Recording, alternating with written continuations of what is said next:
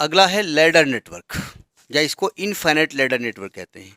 नाम से लग रहा है कि इसमें क्या होता है कि एक ऐसा नेटवर्क, लैडर में होता क्या है वैसे, सीढ़ी कैसे बनती है, एक यूनिट बनाई जाती है सीढ़ी की, ये बनाई जाती है ना ऐसे, इसके ऊपर एक और यूनिट बनाई जाती है, इसके ऊपर एक और यूनिट बनाई जाती है, इसके ऊपर एक और यूनिट बनाई जाती है, कहाँ तक बनाई जाती है, स्वर्ग तक, ठीक है, हाँ नहीं, स्वर्ग तक। तो यही कहलाता है लैडर नेटवर्क। अब भगवान राम को हम क्या बताएं, अरे सीता जी को हनुमान जी लेने गए थे, ले आते डाला, ठीक है, रावण को छोड़ देते। रावण ने क्या कहा था कि हम स्वर्ग तक सीढ़ी बनाएंगे, यही कहा था। अगर बना दी होती तो बताओ श्रीलंका का कितना फायदा होता, टूरिज्म बढ़ जाता वहाँ का, भाई लोग जाते उसमें, वो क्या करते हैं लोग, उसको क्या कहते हैं जो अ, वो काम करते हैं जरा खतरे वाले जो काम करते हैं, क्या कहा जाता है उनको, अरे जैसे लोग जाते हैं ना वो वहाँ से कौन सा जंपिंग होता है, हैं उसे क्या कहा जाता है, नहीं नहीं नहीं, इन इन कामों को कुछ कहते हैं ना, वो इसका ये जो काम करते हैं लोग, जो खतरे वाले काम करते हैं इस प्रकार से करते हैं, उसका कुछ नाम होता है, एडवेंचर, एडवेंचर, हाँ एडवेंचर। तो मतलब श्रीलंका में एडवेंचर के लिए पूरा वर्ड आता, कितना पैसा आता, ठीक है। लेकिन राम जी ने कहा भैया श्रीलंका में पैसा आएगा, अच्छा सर सीढ़ी बनानी थी, यहाँ बनाओ करके, उसको उड़ा दिया तगड़े जा करके, ठीक है। अच्छा भी किया, वो गड़बड़ कर रहा था वो, है माता सीता को हरण करके ले गया था। तो खैर, तो लैडर नेटवर्क का मतलब ये इन्फिनिट तक ही लैडर शेप में अगर आ जाए उसको हम लैडर नेटवर्क कहते हैं, ठीक है। तो लिखिए जरा ध्यान से, if one section of network repeated again and again, if one section of network repeated again and again, such type of network is known as ladder network, such type of network is known as ladder network, उसको ladder network कहते हैं, ठीक। क्या कहीं देखा है आपने ऐसे नेटवर्क को, कहीं आपने ऐसे नेटवर्क को देखा है, नहीं देखा है, देखा है, इंटरमीडिएट में न्यूमेरिकल था इसका, अभी उसके बारे में बात भी करेंगे, ठीक है।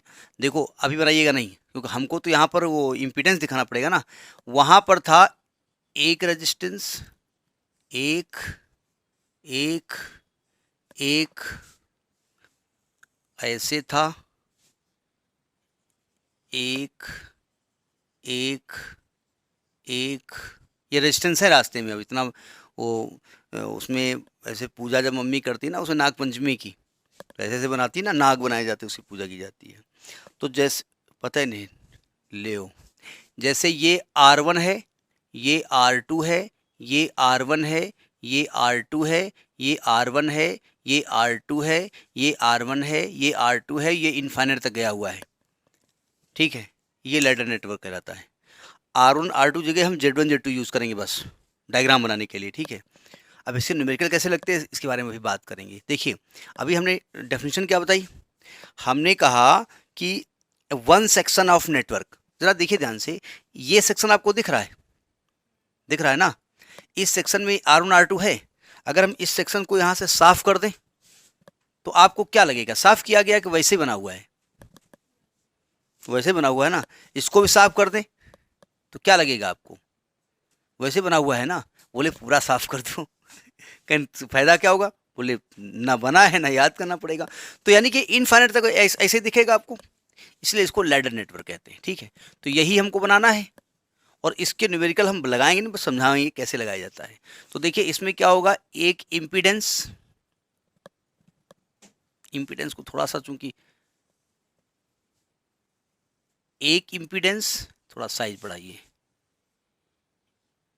एक इम्पीडेंस, एक और इम्पीडेंस, कहाँ तक, इनफाइनाइट तक, ठीक है, यहाँ करके तब डॉटेड करिए, ठीक, ये लाइन ऐसे ही खिंच जाएगी, यहाँ पर एक इम्पीडेंस, एक और इम्पीडेंस, और इस प्रकार से डॉटेड बनाना बना लो, एक और इम्पीडेंस, नहीं बनाना तो पड़ेगा, 3 4 दिखाओगे, ऐसे दिखा दोगे, ये Z1 है, ये Z2 है, ये Z1 है, ये Z2 है, ये Z1 है, ये Z2 है, इस प्रकार से जो नेटवर्क बनता है भाई हुआ यूँ होगा, जब शुरुआत में बना होगा ये रेजिस्टेंस जोड़े गए होंगे, फिर और जोड़े गए होंगे, फिर और जोड़े होंगे, इस प्रकार से एक सीरीज जोड़ दी गई, तो ये इस नेटवर्क का नाम दिया गया होगा लैडर नेटवर्क। ठीक है, अब लैडर नेटवर्क को न्यूमेरिकल में कैसे लगाया जाता है? भाई इसका न्यूमेरिकल आ सकता है, क्योंकि ये न्यूमेरिकल के हिसाब से बात कर रहे हैं। अब देखो, मैं रेजिस्टेंस का एक एग्जांपल लेके चलता हूँ।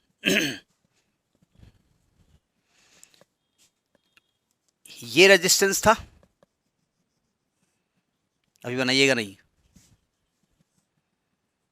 ठीक है।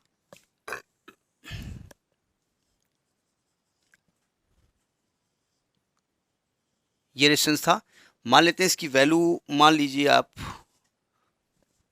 R1 R2 ही मान लेते हैं। ये R1 है, ये R1 है, ये R1 है, ये R2 है, ये R2 है, ये R2 है, इसी प्रकार से इन्फाइनाइट तक है।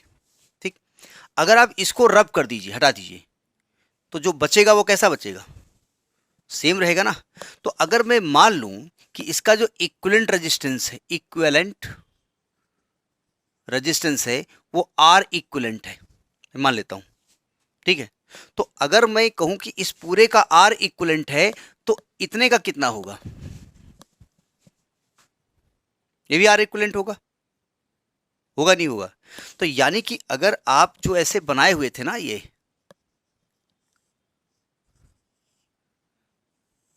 R1 R2 आपने हटा दिया था ना, तो अगर आप ये कहें कि भाई ये जो बचा हुआ है ये पूरा सब हटाओ और सबका इक्विवेलेंट कितना हो जाएगा?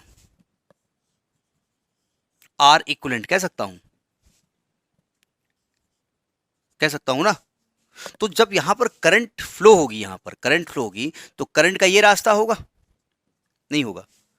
तो आप देखेंगे यहां पर करंट आई, यहां पर करंट के दो भाग हो गए होंगे, I1 और I2। अच्छा, इसमें यहां पर करंट और इधर करंट यहां के मिली, और यहां से फिर इधर आई आ गई।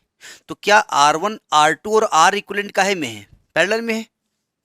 बात समझ में नहीं आ रही है? यानी R2 और R इक्विवेलेंट वो काहे में है? पैरेलल में है। तो इनका रिजल्टेंट क्या होगा? R डैश मान लेते हैं। तो क्या फॉर्मूला होता है?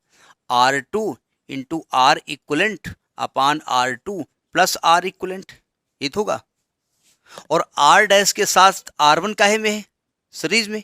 तो टोटल जो R होगा वो R डैश प्लस R1 होगा, यानी कि R1 R dash R1 plus R2 into R equivalent upon R2 plus R equivalent, ये तो R होगा। हाँ जी, मैं डायरेक्ट लिख रहा हूँ ना, 1 upon R is equal to 1 upon R1 plus 1 upon R2 होता है। जब एलसीएम लेंगे तो आएगा R1 प्लस R2 अपान R1 R2 बराबर 1 अपान R होता है। तो R की वैल्यू ये बन जाएगी ना भाई। अब ये ग्रेजुएशन वाले को अगर हम ये बताएंगे तो हो गई कहानी, वहाँ डायरेक्ट करना पड़ेगा ना। तो ये R निकल आया। अच्छा, अगर ये इसका पोटेंशियल डिफरेंस E है और करंट I हो रही है, तो R को E अपान V बराबर आई आर होता है ना, E तो I क्या होगा? R क्या होगा? E अपान आई होगा। तो E upon I is equal to R1 plus R2 plus R equivalent upon R2 plus R equivalent.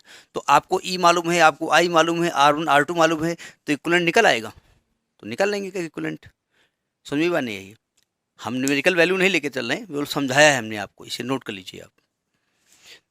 तो ये कहलाता है आपका लैडर नेटवर्क या इनफाइनाइट लैडर नेटवर्क। इंपॉर्टेंट इसलिए है क्योंकि ये आप छोटे क्लासेस में, अब उसे छोटे इसलिए कहेंगे कि अब हम बड़े हो गए हैं इसलिए इसको छोटे कहेंगे, और जब वहाँ थे तो वहाँ बड़े हो गए तो उसके पहले वाले को छोटे कहते थे। ठीक है, हाँ। अभी तो इसको पढ़ लीजिएगा। अभी मैं एक वीडियो देख रहा था, उसमें किसी महात्मा ने कहा था, एट्थ आप जब परीक्षा देने जाइए तो एक बेलपत्र में उस ये लगा करके और आप शिव जी को लगा दीजिएगा, तो शिव जी जो है वो आप उसमें फेल नहीं होंगे। नहीं, ऐसा था। वो श्रद्धा है हमारी, ऐसा तो नहीं श्रद्धा नहीं है, ठीक है, वो तो अच्छी बात है। तो पता चला कि कुछ साल पहले निकला था, उस महात्मा का लड़का ही 8वीं क्लास में फेल हो गया था। वो शहद लगा के शिव जी में नहीं चिपकवाए थे, हमको लगता है दूसरों को बता रहे थे। उनको कहना चाहिए कि भक्ति मन में रखिएगा लेकिन मेहनत करके जाइएगा, ठीक है, वो आपका कल्याण करेगा। अब लड़का क्या करता है, वो शहद पढ़ने से बढ़िया है कि शहद ले आओ 100 ग्राम, और शिव जी को, शिव जी कहते हैं देखो शहद लगाओ अच्छी बात है लेकिन पहले आप मेहनत करिए, हमको नहीं समझे। ठीक, तो ये आपका लैडर नेटवर्क या इनफाइनाइट लैडर नेटवर्क कहलाता है।